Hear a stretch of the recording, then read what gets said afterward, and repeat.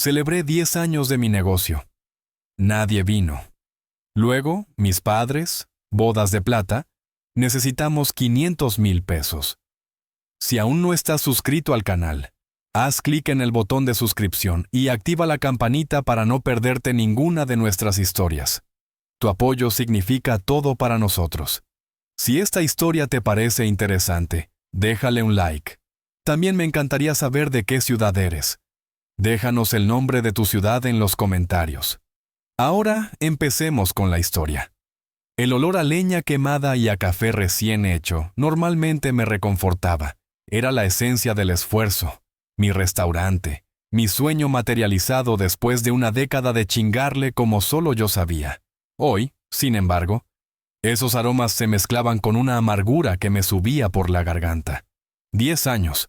Se decía fácil, pero cada rincón de este lugar guardaba el sudor de mi frente, las noches en vela, los préstamos que tuve que rogar, y la fe ciega en que este pedacito de mundo, mi mundo, florecería. Y lo había hecho.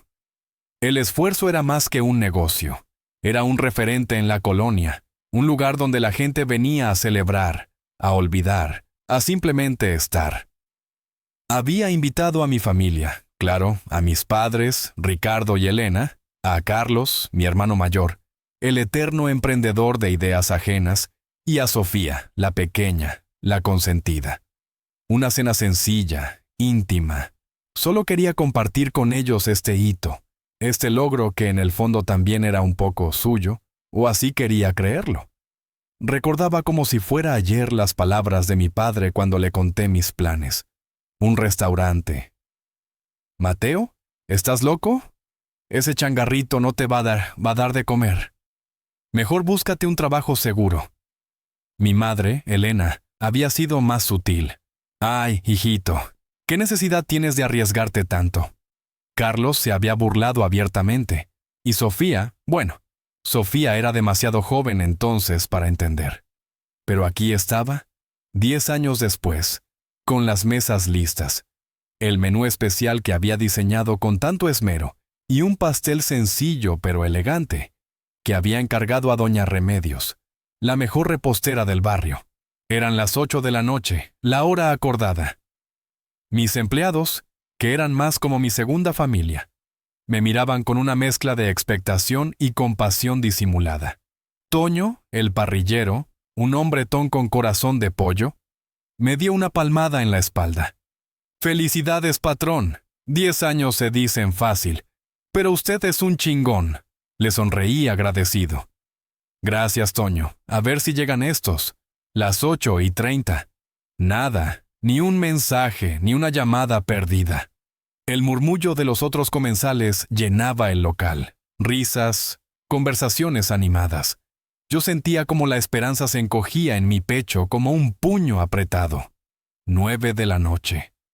La realidad me golpeó con la sutileza de un ladrillo. No vendrían otra vez la historia de mi vida. Siempre había sido el último en la lista de prioridades, el solucionador silencioso de sus problemas, el proveedor discreto cuando las cosas se ponían feas, pero raramente el centro de su alegría o su orgullo. Marisela, la jefa de meseros, se acercó con una sonrisa triste. «Le sirvo su plato, don Mateo. O partimos el pastel de una vez». Tragué saliva intentando disimular el nudo en la garganta.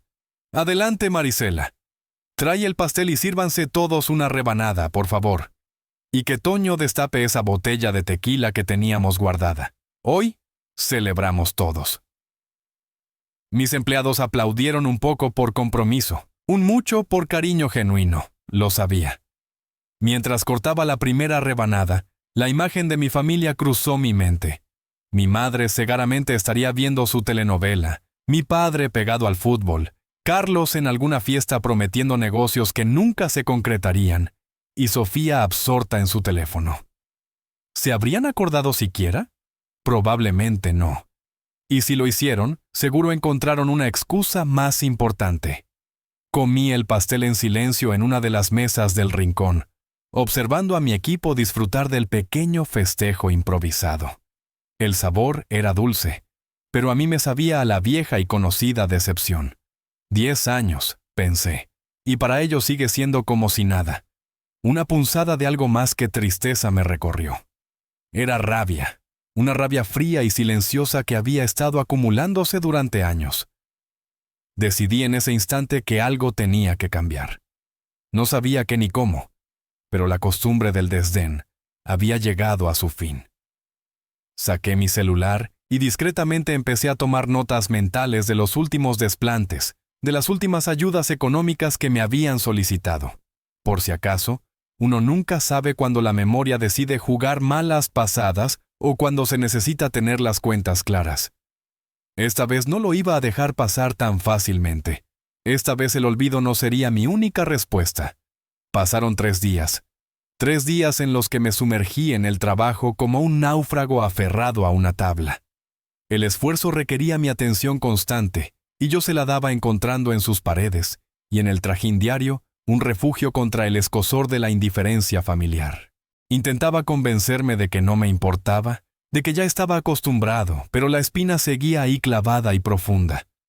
Fue un martes por la tarde, mientras revisaba facturas en mi pequeña oficina, cuando mi celular vibró sobre el escritorio. Era una notificación del grupo de WhatsApp Familia Rodríguez Dinamita, un nombre que mi hermana Sofía había elegido años atrás, en un arranque de ironía que con el tiempo se había vuelto dolorosamente literal. El mensaje era de mi madre, Elena. Mi corazón dio un vuelco anticipando algún reclamo o peor aún una petición. No me equivoqué. Y mis amores, su padre y yo, estamos que no cabemos de la emoción.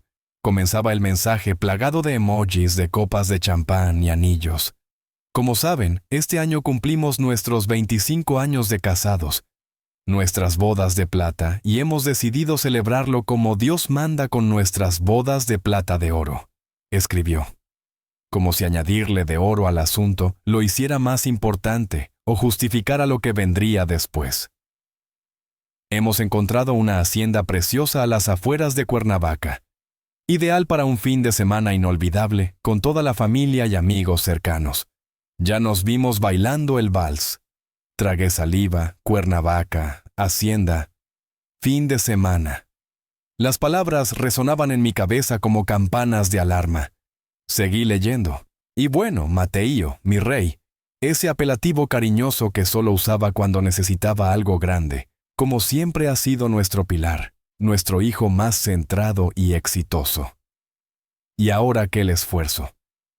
Va viento en popa, gracias a Dios y a tu trabajo, pues contamos contigo para que te hagas cargo de la mayor parte de los gastos.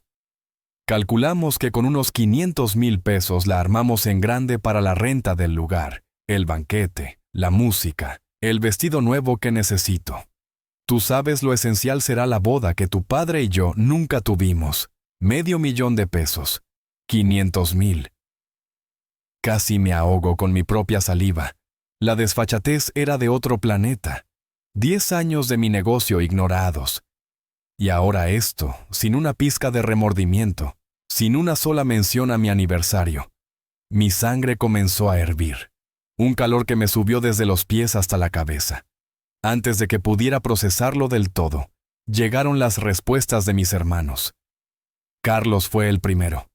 Jefazo. Mateo, órale. Échale la mano a los jefes, se lo merecen todo. Yo pongo el ambiente, ya sabes. Claro, él pondría el ambiente y yo la lana, como siempre. Luego Sofía. Ay, sí, hermanito lindo. ¡Qué emoción! Ya me vi con un vestidazo de diseñador. Tú siempre tan generoso. ¡Generoso! La palabra me golpeó como una bofetada. No era generosidad lo que ellos veían.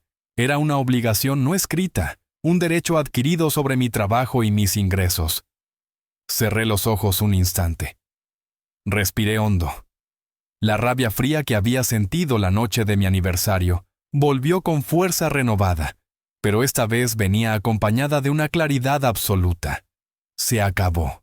Este era el punto final. Abrí mi aplicación bancaria en el celular.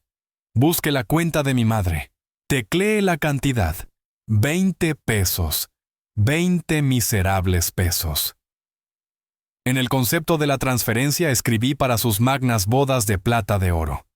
Felicidades por su gran amor y por tantos años de exitoso matrimonio. Le di a enviar un pequeño gesto casi infantil, pero cargado de todo el sarcasmo y el hartazgo que me cabían en el cuerpo. Inmediatamente después abrí mi lista de contactos.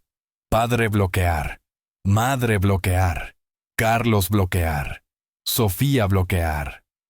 Uno por uno hasta que la lista de bloqueados incluyó a toda mi familia nuclear. Luego llamé a un cerrajero de confianza. Don Pepe, buenas tardes. Necesito un cambio de chapas urgente en mi casa. ¿Podría hoy mismo? Colgué y sentí una extraña mezcla de liberación y vértigo.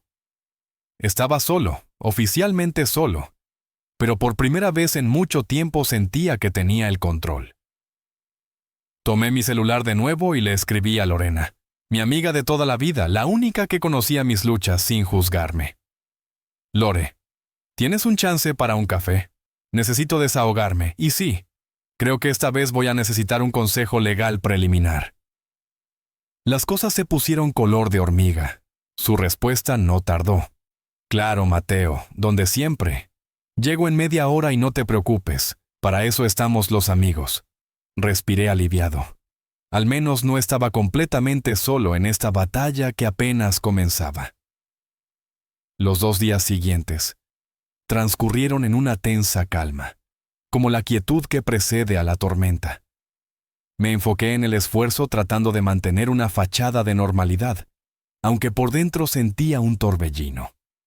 Cada vez que sonaba mi celular, mi corazón daba un brinco, pero eran solo mensajes de proveedores o de Lorena preguntando cómo seguía. La ausencia de comunicación con mi familia era un silencio ruidoso, casi palpable. El viernes por la mañana, mientras supervisaba la recepción de mercancía fresca para el fin de semana, recibí un correo electrónico de mi banco. Asunto: alerta de seguridad, intento de acceso a cuenta. Lo abrí con el estómago encogido. El mensaje detallaba un intento fallido de retiro de efectivo y consulta de saldo en una vieja cuenta de ahorros mancomunada que, para mi sorpresa, aún existía. Era una cuenta que mi madre había abierto cuando yo era adolescente, supuestamente para fomentar el ahorro, y que yo había dejado en el olvido con un saldo mínimo. El intento de acceso se había realizado desde un cajero automático cercano a la casa de mis padres, y el nombre asociado al intento era el de mi hermana Sofía. Una risa amarga, casi un bufido, escapó de mis labios. Tan rápido, tan desesperados estaban, o quizás tan acostumbrados a meter la mano en mis bolsillos, que ni siquiera se les ocurrió que yo podría haber tomado precauciones. Entré a mi banca en línea inmediatamente. Ahí estaba la cuenta con unos 3,000 pesos que ni recordaba tener. Procedí a transferir el saldo completo a mi cuenta principal y solicité la cancelación inmediata de esa cuenta mancomunada. Que intentaran sacar aire la próxima vez. 1 minuto después de confirmar la cancelación, mi celular sonó. Número desconocido. Imaginé quién podría ser. Dejé que sonara hasta que se fue a buzón. No tenía ganas de escuchar los reclamos de Sofía, ni sus lloriqueos fingidos. Estaba aprendiendo a poner límites y se sentía extrañamente bien. Esa noche, después de cerrar el restaurante y asegurarme de que todo estuviera en orden, llegué a mi departamento. Estaba agotado física y mentalmente. Me preparé una cena ligera y me dispuse a ver una película buscando un poco de evasión. Apenas me había acomodado en el sofá cuando unos golpes fuertes y autoritarios resonaron en mi puerta. No eran los golpes amistosos de un vecino, eran golpes de exigencia. Me levanté con cautela y miré por la judía. 2 policías uniformados. Mi primer impulso fue de incredulidad, seguido de una punzada de alarma. ¡Qué demonios! Abrí la puerta apenas unos centímetros, manteniendo la cadena de seguridad puesta. Sí, oficiales. ¿En qué puedo ayudarles? El más alto, un hombre corpulento con bigote poblado, carraspeó. Buenas noches, señor. ¿Es usted Mateo Rodríguez Altamirano? Sí, soy yo, respondí, la confusión creciendo. Tenemos un reporte de persona desaparecida a su nombre. Su familia está muy preocupada. Dicen que no han podido contactarlo en días. La afirmación me golpeó como un balde de agua fría. Persona desaparecida. Ellos. Sentí como la incredulidad se transformaba en una ira fría. ¿Oficial? Dije tratando de mantener la voz calmada pero firme. Mi familia le dijo, por no han podido contactarme. Les mencionaron que los tengo bloqueados porque me estaban hostigando por dinero y porque ignoraron un evento importante para mí. Les mostré desde mi celular la copia de la transferencia de 20 pesos y el mensaje de mi madre, exigiendo el $500,000. Los oficiales intercambiaron una mirada. El más joven pareció contener una sonrisa. El más alto suspiró. Mire, señor Rodríguez, nosotros solo cumplimos con verificar el reporte. Entendemos que pueda haber problemas familiares, pero nuestro deber es confirmar que usted se encuentra bien. Como puede ver, estoy perfectamente bien, afirmé abriendo un poco más la puerta para que vieran que no estaba secuestrado ni nada por el estilo. Simplemente no deseo tener contacto con ellos en este momento. Estoy poniendo límites a una situación de abuso que ha durado años. El oficial asintió. Entendido. Estaría dispuesto a hacerles una llamada para tranquilizarlos. Negué con la cabeza. No, oficial. Ellos saben perfectamente dónde estoy y que estoy bien. Esto es solo una táctica más de manipulación. Si continúan hostigándome de esta manera, consideraré solicitar una orden de restricción. Está en su derecho. Dijo el policía más alto, su tono ahora más comprensivo. Bueno, con esto nuestro reporte queda atendido. Si la situación escala, no dude en llamarnos. Les agradecí y cerré la puerta, esta vez sintiendo como la adrenalina me recorría el cuerpo. Así que a esas jugaban reportarme como desaparecido. La desfachatez no tenía límites. Al día siguiente, como si la visita policial no hubiera sido suficiente, recibí una llamada de mi tía Enriqueta, la hermana de mi madre, la autoproclamada matriarca y jueza de la moral familiar. Mateo, hijito de mi alma, comenzó con esa voz melosa que tanto detestaba. ¿Qué son estas cosas que me cuenta tu pobre madre? Que los tienes con el alma en un hilo, que no les contestas, que los tratas como a unos extraños. Hay que ser considerado con la familia, Mateo. La sangre llama. La corté en seco con una frialdad que hasta a mí me sorprendió.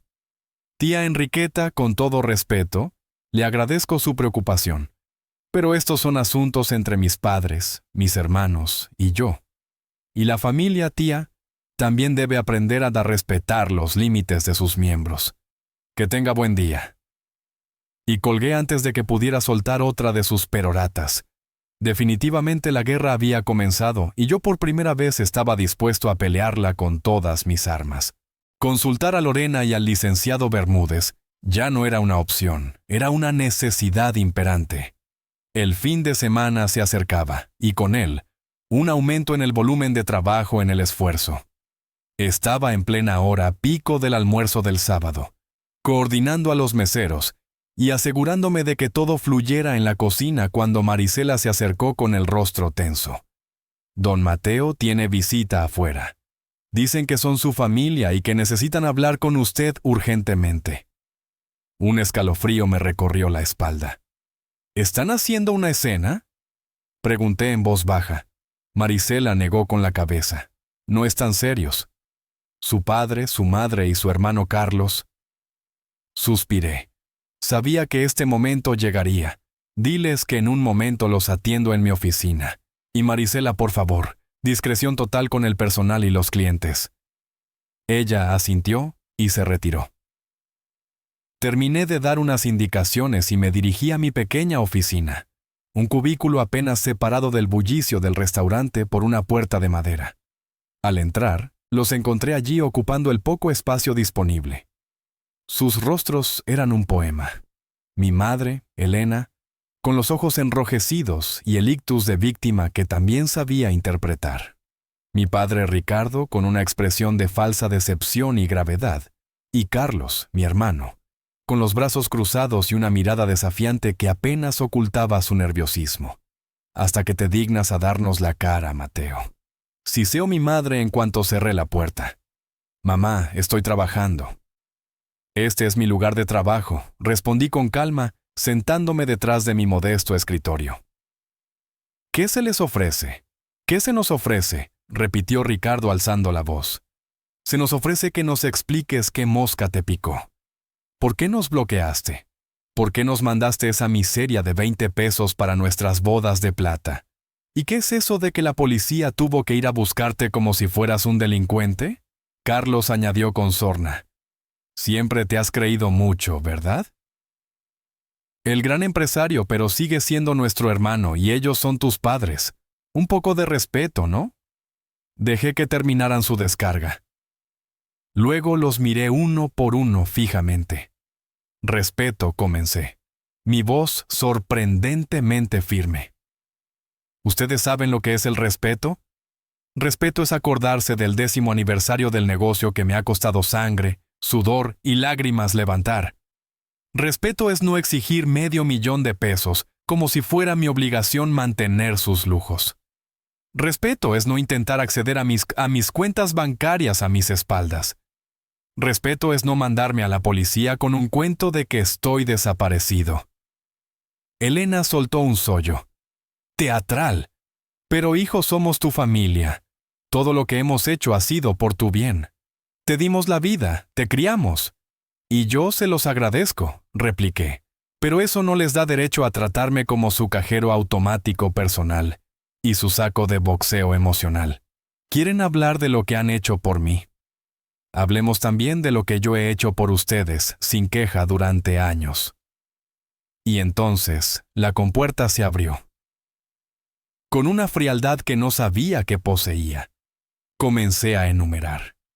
Pagué la universidad privada completa de Sofía porque ustedes decían que la pública no era para ella. Cubrí tus deudas de juego 2 veces, Carlos, para que no te metieras en problemas mayores.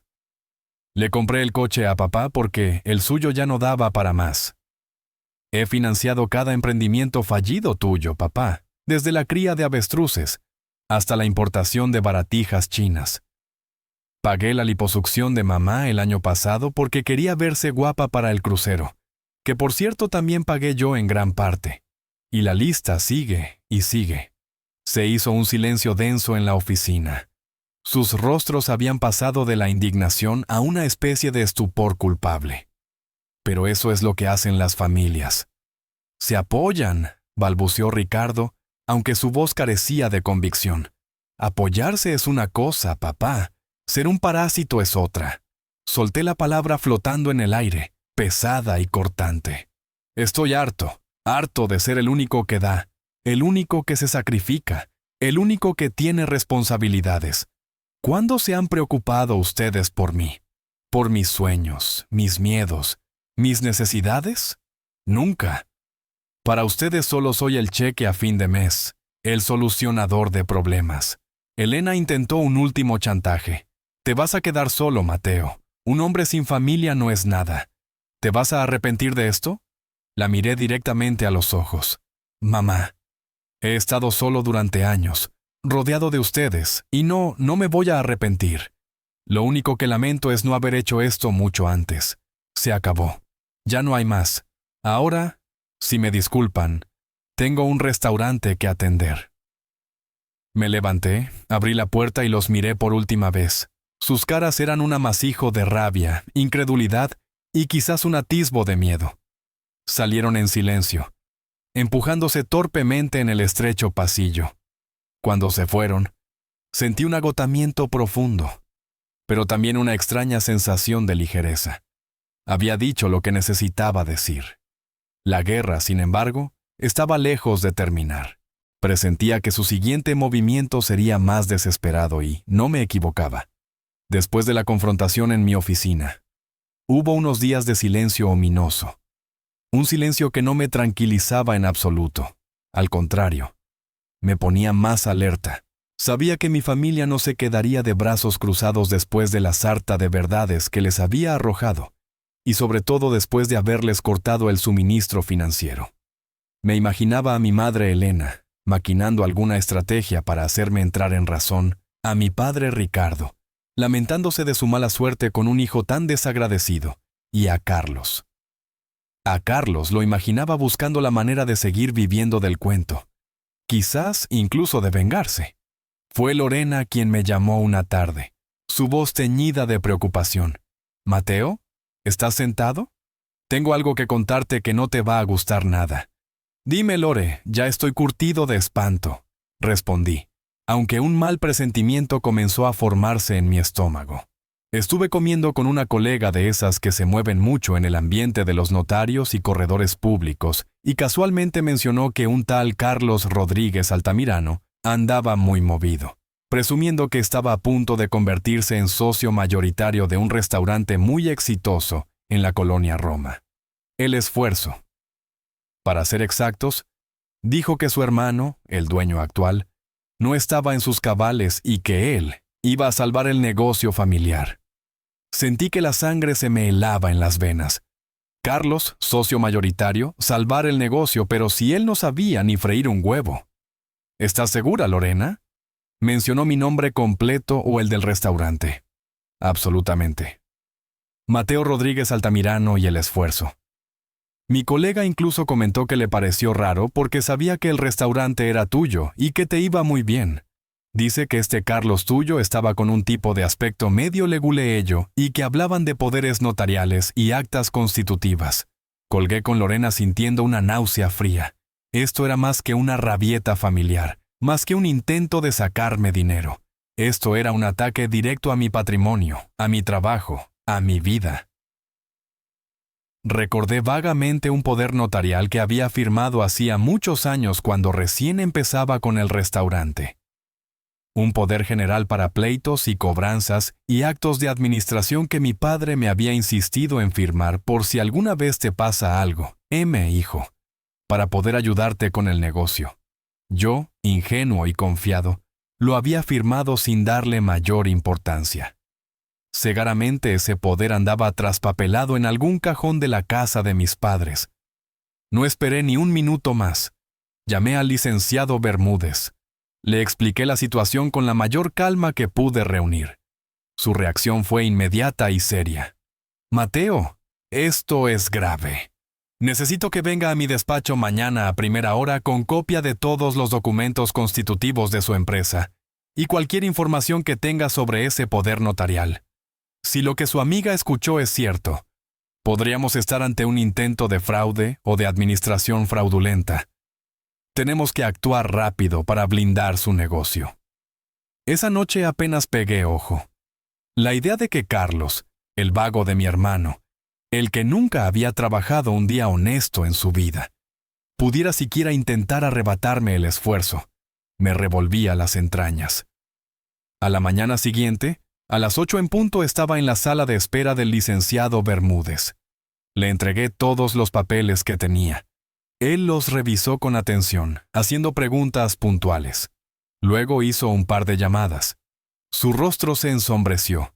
Mateo dijo finalmente con un tono que no presagiaba nada bueno: «He hecho unas verificaciones preliminares en el Registro Público de Comercio y con algunos contactos. Efectivamente, hay un movimiento reciente. Parece que su hermano Carlos, utilizando un poder notarial otorgado por usted hace varios años, y con la aparente complicidad de sus padres como testigos de buena fe de su supuesta inestabilidad emocional, intentó realizar dos cosas. Primero, registrarse como apoderado general con facultades de dominio sobre la sociedad que opera, El Esfuerzo. Y segundo, más preocupante aún, hay indicios de que intentaron utilizar la empresa como aval para solicitar un préstamo personal considerable a nombre de su padre y de su hermano, en una financiera de dudosa reputación. Me quedé sin aliento. La traición era tan profunda, tan ruin, que me costaba trabajo asimilarla. Mis propios padres, cómplices de un intento de despojarme de lo mío, de hundir mi negocio para satisfacer su codicia y la de mi hermano. «Licenciado», dije con una voz ronca que apenas reconocía como mía. «Quiero que proceda con todo el peso de la ley. Quiero una auditoría completa de mis finanzas personales, de cada maldito peso que ha salido de mis bolsillos hacia mi familia durante los últimos 20 años.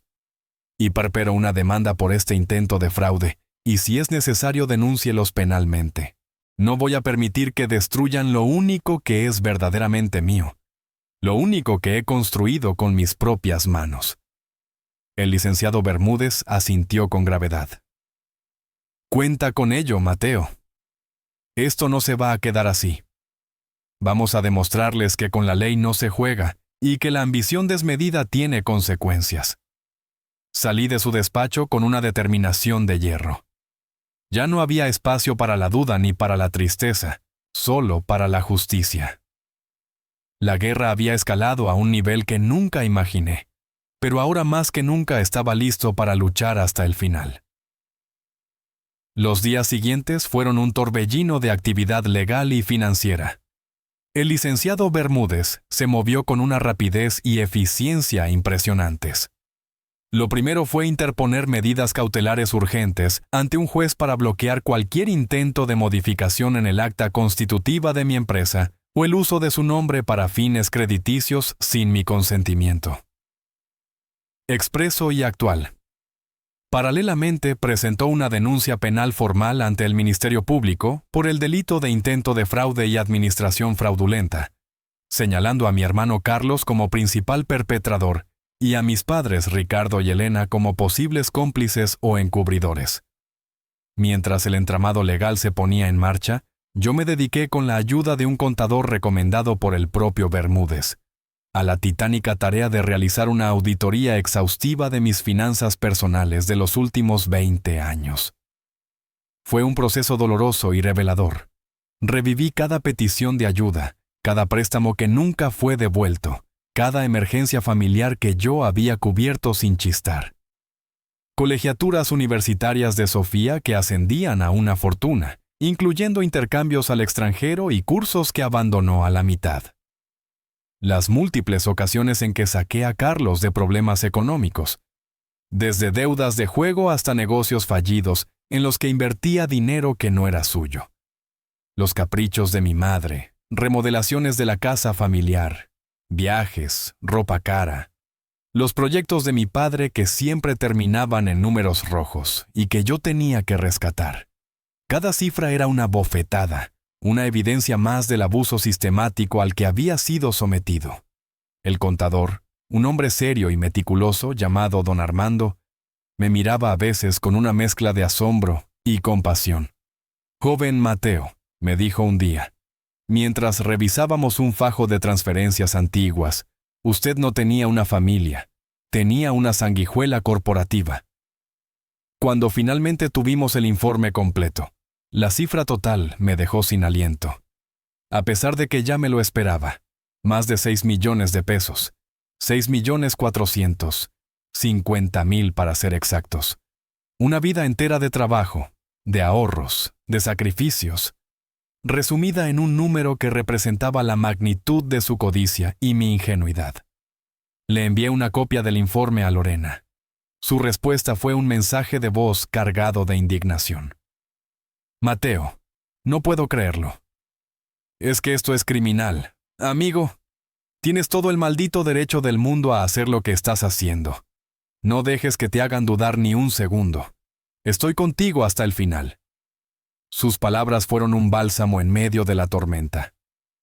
Con la auditoría en mano y la denuncia penal en curso, el licenciado Bermúdez preparó la siguiente ofensiva, una notificación formal y contundente dirigida a mis padres y a mis hermanos.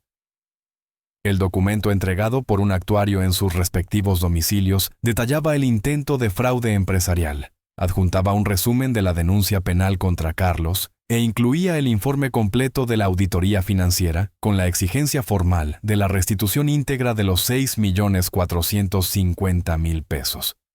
Se les daba un plazo de 15 días hábiles para presentar una propuesta de pago viable, o de lo contrario, se procedería con una demanda civil por el monto total, además de continuar con el proceso penal hasta sus últimas consecuencias. La reacción no se hizo esperar. Esa misma tarde mi celular comenzó a sonar insistentemente. Números desconocidos y luego llamadas de mi tía Enriqueta y de otros parientes lejanos que cegamente ya habían sido contactados por mi madre con alguna versión melodramática de los hechos.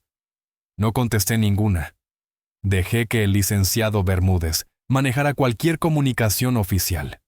Sabía que el pánico se había desatado en el clan Rodríguez, La amenaza de una demanda millonaria y, peor aún, la posibilidad real de que Carlos terminara en la cárcel por fraude eran un golpe que no esperaban. Habían subestimado mi determinación, mi hartazgo y, sobre todo, mi capacidad de defenderme cuando se metían con lo único que me quedaba, mi trabajo y mi dignidad. La verdad, cruda y documentada en números, estaba ahora sobre la mesa, y esta vez no había chantaje emocional que pudiera borrarla. El plazo de 15 días que el licenciado Bermúdez les había otorgado a mis padres y hermanos para responder a la notificación se convirtió en un hervidero de actividad desesperada por parte de ellos. Tal como lo había previsto, al verse acorralados por la contundencia de las pruebas y la seriedad de las acciones legales, recurrieron a la única arma que les quedaba, la difamación y el victimismo. Mi madre, Elena, y mi tía Enriqueta, su fiel escudera, se erigieron como las portavoces de una campaña de desprestigio que me pintaba como un monstruo desagradecido y ambicioso. Comenzaron a llamar a cada pariente conocido y hasta el perico del vecino, contando una versión completamente distorsionada de los hechos. Según ellas, cegado por el dinero del esfuerzo, había perdido la cabeza y ahora quería despojar a mis pobres padres ancianos de sus pocos ahorros y meter a mi inocente hermano Carlos a la cárcel por un simple malentendido administrativo. Decían que yo era un malagradecido, que después de todo lo que ellos habían sacrificado por mí, ahora les pagaba con esta traición. La estrategia era clara: aislar socialmente, ponerme en contra al resto de la familia y generar una presión tal que yo desistiera de mis demandas. Algunos parientes, los más ingenuos o los que tenían alguna vieja rencilla conmigo, se tragaron el cuento sin dudarlo. Recibí mensajes de texto de primos lejanos que apenas conocía, llamándome abusivo y desalmado. Mi primo Javier, el hijo de otra tía que siempre había intentado mantener una postura neutral en los conflictos familiares, me llamó para ofrecerme una mediación. Su propuesta era que yo perdonara la deuda a mis padres y retirara los cargos contra Carlos por el bien de la unidad familiar. Cuando le expliqué con calma la gravedad del intento de fraude contra mi negocio y le mencioné la auditoría, se quedó en silencio y luego balbuceó algo sobre que la familia siempre debe encontrar la manera de arreglarse. Le dejé claro que la única manera de arreglar esto era con justicia y reparación del daño. No volvió a llamar, pero no todo era negativo. Lorena, mi amiga incondicional, y don Anselmo, mi viejo mentor, se convirtieron en mis defensores silenciosos, pero efectivos. Lorena, con su inteligencia y labia, desmentía los rumores entre nuestro círculo de amigos comunes, presentando los hechos con una claridad que no dejaba lugar a dudas. Don Anselmo, un hombre respetado en la comunidad y conocido por su rectitud, hablaba con algunos parientes mayores y más sensatos, contándoles su versión de mi carácter y mi esfuerzo, sembrando la duda sobre las acusaciones de mi madre. Conozco a Mateo desde que era un muchacho, les decía, y siempre ha sido un hombre de trabajo y de palabra. Si ha llegado a estos extremos es porque lo han orillado a ello. El que siembra vientos cosecha tempestades.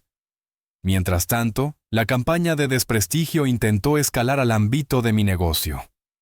Comenzaron a aparecer reseñas negativas y coordinadas en las páginas de Internet del esfuerzo, acusándonos de mala calidad, mal servicio e incluso de prácticas insalubres. Eran tan burdas y exageradas que resultaban poco creíbles, pero aún así eran molestas.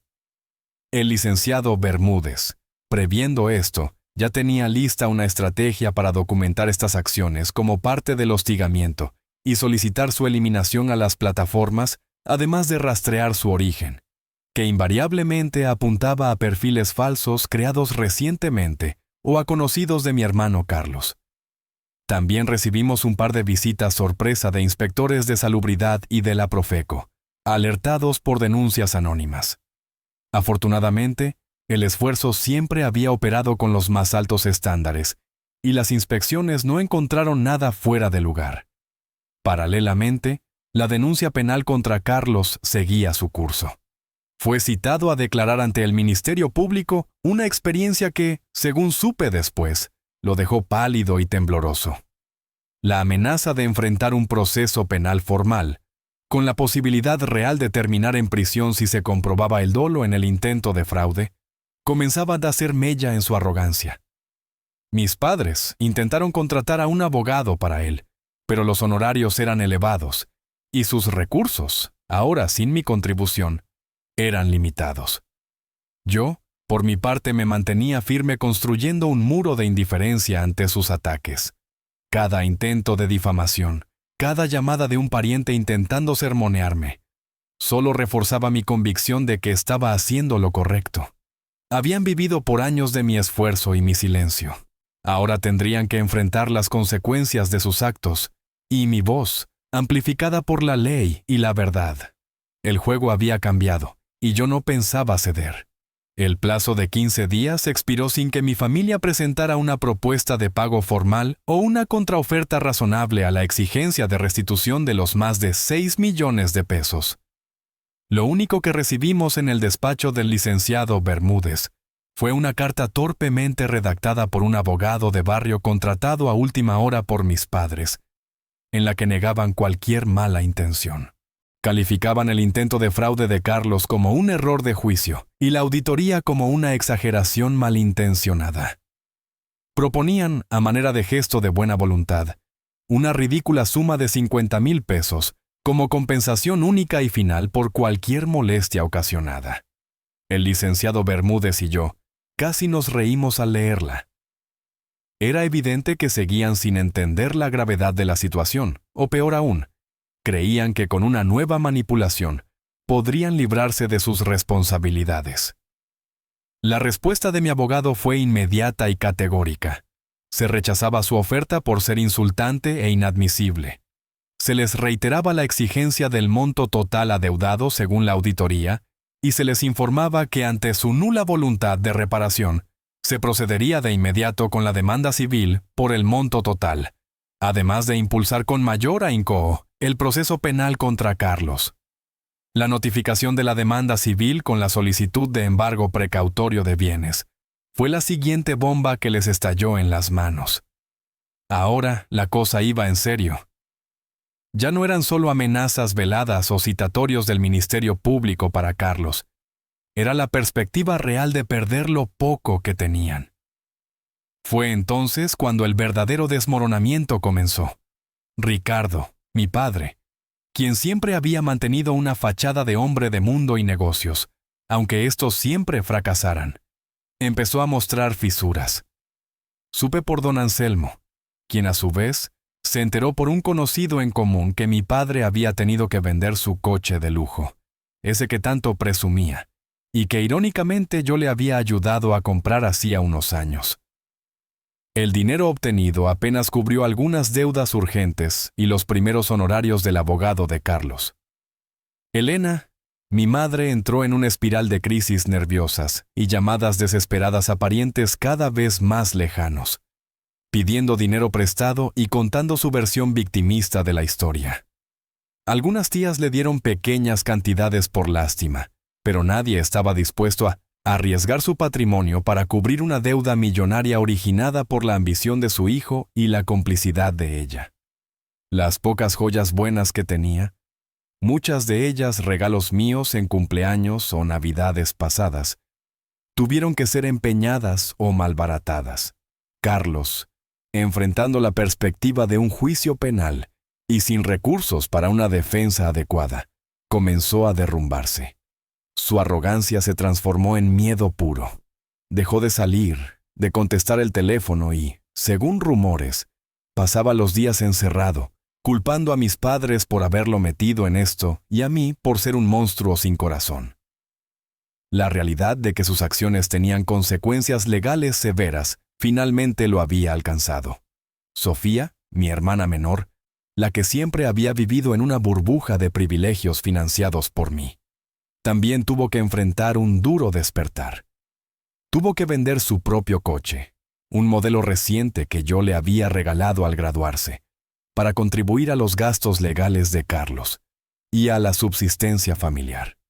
Canceló un viaje a Europa que tenía planeado con sus amigas y por primera vez en su vida comenzó a buscar un trabajo de verdad, descubriendo que el mundo laboral no era tan glamoroso como lo imaginaba y que su apellido ya no le abría puertas con la misma facilidad. La presión era inmensa. Ricardo intentó una última jugada desesperada. Se presentó una tarde en el esfuerzo sin avisar. Estaba visiblemente desmejorado, más delgado, con ojeras profundas. Pidió hablar conmigo. Acepté recibirlo en mi oficina más por curiosidad que por otra cosa. Mateo comenzó con voz temblorosa. Tienes que parar esto.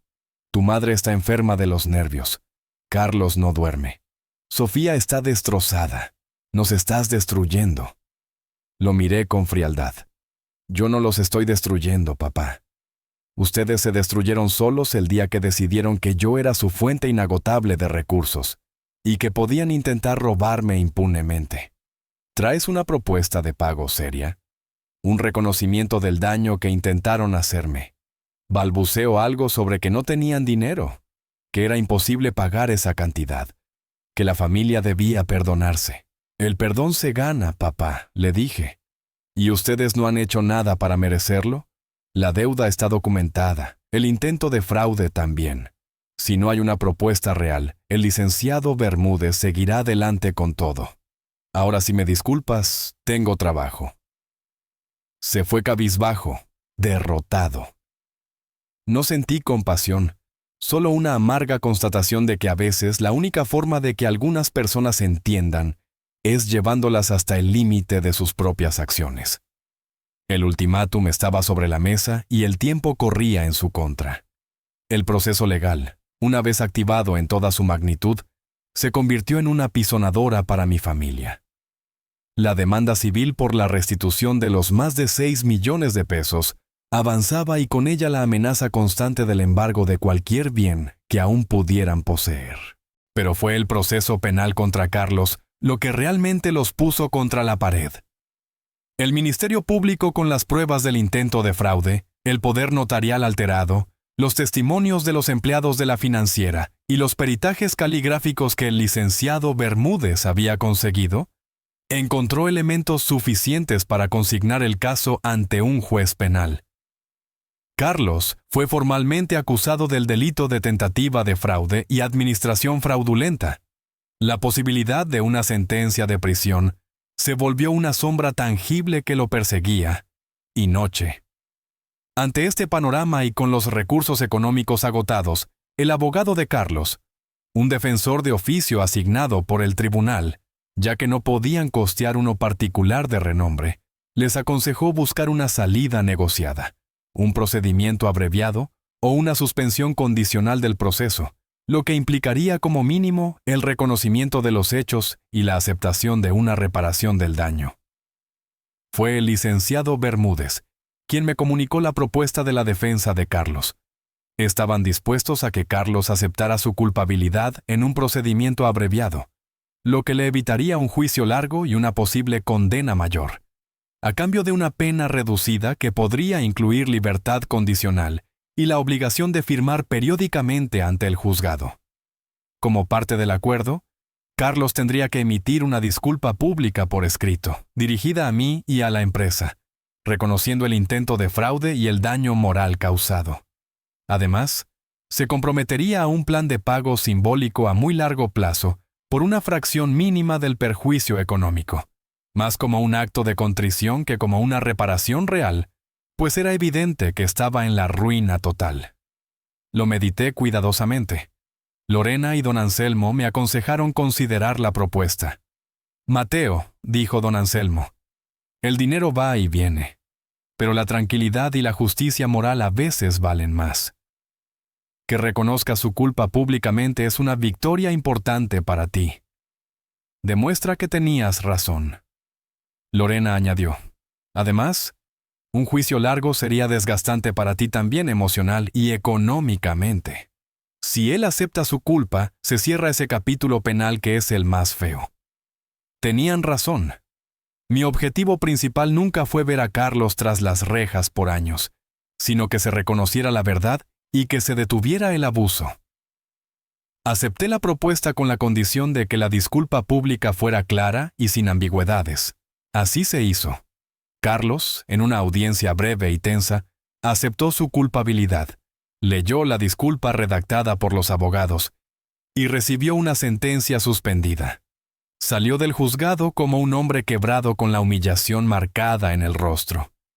Para mí, esa fue una justicia más significativa que cualquier cantidad de dinero que pudiera haber recuperado de él. Respecto a la deuda civil con mis padres, la situación era diferente. Ante la inminencia del embargo y después de agotar todas sus opciones, lograron vender una pequeña casa de descanso que tenían en un pueblo cercano, una propiedad que habían adquirido en sus buenos tiempos, cuando aún no dependían tanto de mí. Con el dinero de esa venta y con lo poco que habían reunido de la venta de coches y joyas, me ofrecieron a través de sus abogados una suma que representaba aproximadamente el 40% de la deuda total auditada. Nuevamente, el licenciado Bermúdez me aconsejó ser pragmático. Mateo, es probable que esto sea lo máximo que puedas obtener de ellos sin entrar en un litigio de años para tratar de rascar migajas. Ya no tienen más bienes significativos a su nombre.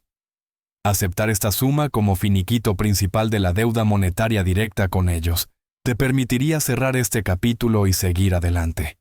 La auditoría y la sentencia de Carlos ya son prueba suficiente de todo lo que ocurrió. Acepté. El dinero fue transferido a mi cuenta. No sentí alegría, sino una especie de cierre frío y necesario.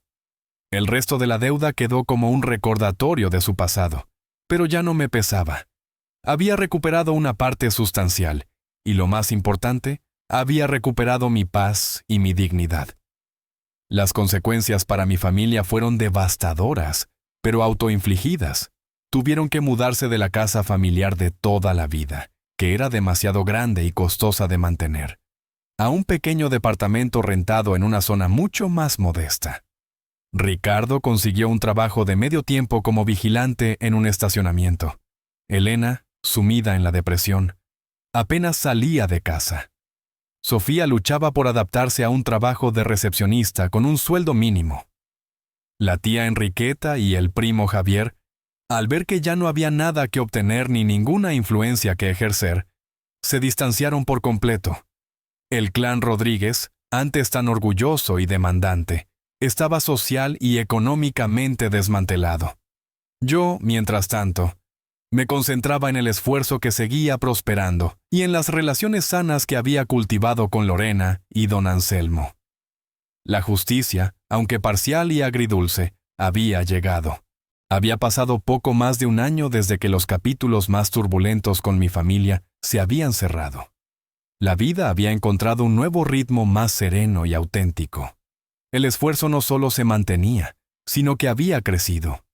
Habíamos abierto una pequeña terraza que se llenaba cada fin de semana y la crítica gastronómica local nos había dedicado un par de reseñas elogiosas. Mi relación con Lorena se había profundizado más allá de la amistad. Habíamos descubierto una complicidad y un cariño que nos hacían mirar hacia un futuro juntos, con ilusión. Don Anselmo seguía siendo mi consejero y mi figura paterna elegida, siempre con una palabra sabia o un abrazo reconfortante. Un sábado por la mañana, Lorena y yo habíamos decidido visitar una feria de productores locales en Coyoacán. Nos gustaba pasear por los puestos, descubrir nuevos ingredientes para el restaurante y disfrutar del ambiente festivo. El sol brillaba, la gente reía y yo me sentía genuinamente en paz, algo que durante años me había parecido una utopía. Mientras Lorena se entretenía en un puesto de quesos artesanales, yo me adelanté unos pasos observando un local de cerámica. Fue entonces cuando lo vi. Al otro lado de la plaza, junto a un carrito de supermercado lleno de bolsas de mandado, un hombre de figura encorvada y cabello ralo intentaba recoger unas naranjas que se le habían caído. Su ropa era modesta, gastada. Tardé unos segundos en reconocerlo, pero no había duda. Era mi padre, Ricardo. La imagen me golpeó con una fuerza inesperada. No era el hombre relativamente bien vestido y con aires de importancia que recordaba, sino una versión disminuida, casi anónima. Se agachó con dificultad. Sus movimientos eran lentos, cansados. Me vio. Nuestros ojos se encontraron por una fracción de segundo. Vi sorpresa en los suyos, luego una vergüenza profunda que lo hizo bajar la mirada. Por un instante dudé si acercarme o seguir de largo. Él tomó la decisión por mí, dejó su carrito y caminó lentamente hacia donde yo estaba. Parecía haber envejecido 10 años en uno. Mateo dijo con una voz que da casi un susurro: Qué gusto verte. Te ves bien tu negocio. He oído que te va de maravilla. Asentí manteniendo una distancia cortés pero infranqueable. Ricardo: Sí, todo bien, gracias. No se me ocurrió llamarle papá. La palabra se sentía extraña, ajena. Hubo un silencio incómodo. Él se frotaba las manos nerviosamente. Tu madre y yo, bueno, ya sabes, las cosas son difíciles. Yo a veces ayudo a los vecinos con sus compras para ganarme unos pesos. Ella casi no sale. Hizo una pausa, tragó saliva. Mateo: Yo lamento mucho cómo fueron las cosas. Fui un tonto, un mal padre. Te fallamos. Te fallé. Su disculpa sonaba sincera esta vez, o al menos teñida de un arrepentimiento genuino, nacido de la necesidad y la pérdida, no de la conveniencia. Antes de que pudiera responder, mi mirada se desvió hacia un puesto de flores cercano. Allí, intentando regatear el precio de un pequeño ramo de claveles, estaba Sofía. Su ropa ya no era de marca, su cabello lucía descuidado, y en su rostro había una expresión de hastío y preocupación que no le había visto nunca. Discutía con el vendedor con una actitud que contrastaba con su antigua dulzura superficial. Levantó la vista y nuestros ojos también se cruzaron. Hubo un destello de reconocimiento seguido de una mezcla de vergüenza y un resentimiento mal disimulado. Apartó la mirada bruscamente y se alejó casi corriendo en dirección opuesta. Volví mi atención a Ricardo. No había rencor en mi voz, pero tampoco calidez. Espero que ambos encuentren su camino, le dije simplemente. No había nada más que decir. Las disculpas, aunque quizás sentidas ahora, llegaban demasiado tarde para reparar el abismo que se había abierto entre nosotros. Él asintió lentamente, como si mis palabras fueran una sentencia esperada. Cuídate, Mateo. Igualmente.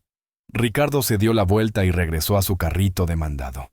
Lo observé alejarse, una figura solitaria perdiéndose entre la multitud. Lorena se acercó y me tomó del brazo suavemente. Todo bien. Le sonreí. Esta vez una sonrisa genuina liberada. Sí, Lore, todo perfecto. Continuamos nuestro paseo. El sol seguía brillando, la música sonaba, la vida bullía a nuestro alrededor. Respiré profundamente el aire fresco de la mañana.